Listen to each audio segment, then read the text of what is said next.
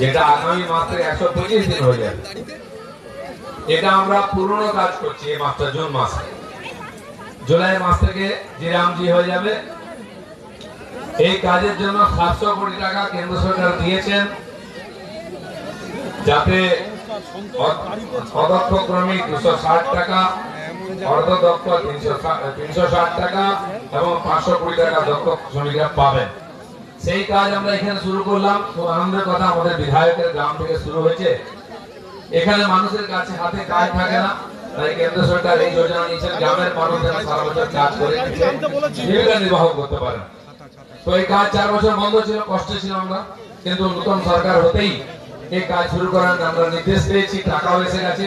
কাল মাননীয় মুখ্যমন্ত্রী দিল্লিতে ছিলেন, ওখানকার কৃষি মন্ত্রীর সঙ্গে একসঙ্গে ভার্চুয়াল কনফারেন্স করে আরো 1700 কোটি টাকা আমার জন্য অ্যাড করেছেন গ্রামের উন্নয়নের জন্য। এখন খালি জিরামজি নয়, 125 দিন নয়, আবাস যোজনার টাকা আসছে। নতুন করে সার্ভে শুরু হয়ে গেছে আবাস যোজনার। 20 জুলাইয়ের মধ্যে যারা পাওয়ার কথা ছিল বাড়ি পাননি, তারাও পাবেন। বাড়ি বাড়ি গিয়ে সার্ভে হচ্ছে। আপনার বাড়িতে এলে পঞ্চায়েতের লোক আপনার ডিটেলস দেবেন। এবং শৌচালয়ের কাজও অনেক 2 নম্বরই হয়েছে, আমরা জানি। অনেক লোক পাননি। প্রত্যেকটি বাড়িতে যেখানে শৌচালয় নাই তার বাড়িতে শৌচালয় হবে এবং টাকাও পাবেন। আর এই 100 দিনের কাজের থেকে লোক দিয়ে আমরা সেটা বানিয়ে দেওয়ার কথা ভাবছি, যাতে খরচা কম হয়।